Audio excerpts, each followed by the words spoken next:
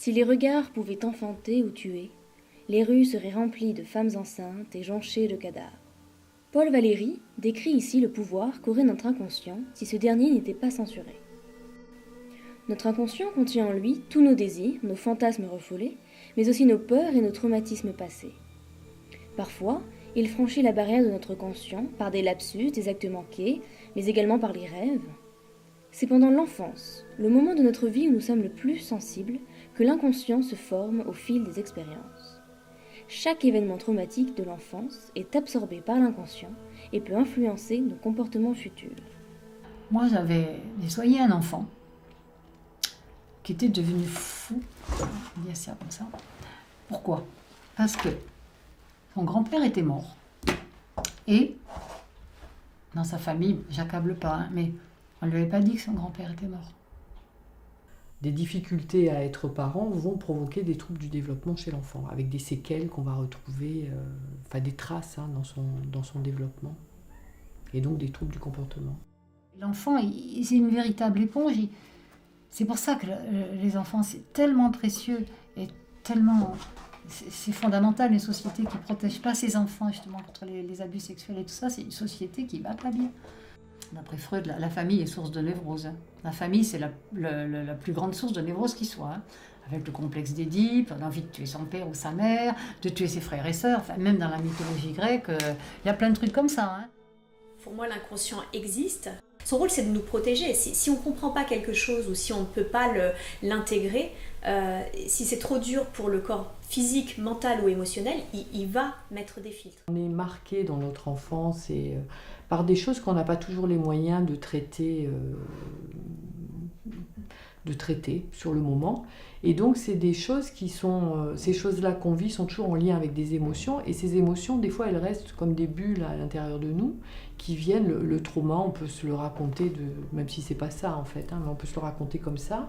Et dans le travail de psychothérapie, ces émotions qu'on a là, qui sont liées à des angoisses, d'abandon, de séparation, de je sais pas quoi, quand on est adulte, ça se rejoue. C'est-à-dire, c'est comme si on venait réveiller ces émotions d'un tout petit enfant, que le petit enfant, il n'a pas eu le matériau psychique pour se le raconter ou pour l'assimiler.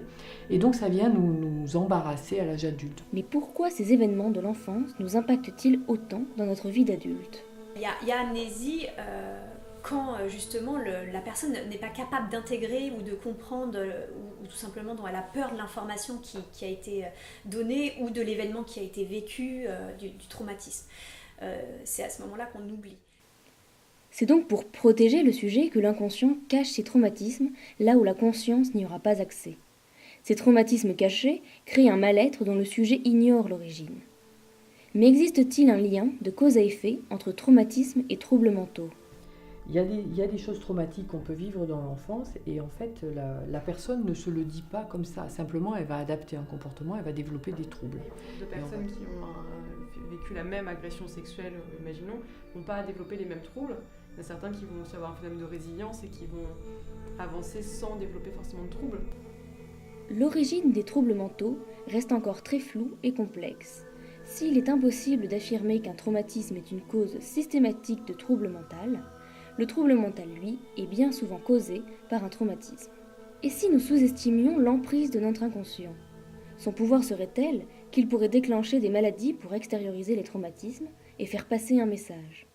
Pour guérir d'un traumatisme, il faut d'abord que ce que l'inconscient a filtré, puisque c'est l'un de ses rôles justement, revienne dans le conscient afin d'être compris et ensuite accepté. Et c'est ce que permet l'hypnose régressive quantique. Le neuroleptique, ça donne un air peut-être un peu ensuqué, mais ça libère le patient de ses angoisses spécifiques et puis des hallucinations qui peuvent être effrayantes. Mais alors la schizophrénie ou le trouble bipolaire, c'est des maladies chroniques. Donc on n'a pas de traitement qui guérit. On ne guérit pas d'une schizophrénie, on ne guérit pas d'un trouble de l'humeur. On stabilise. Le but des traitements, c'est de stabiliser.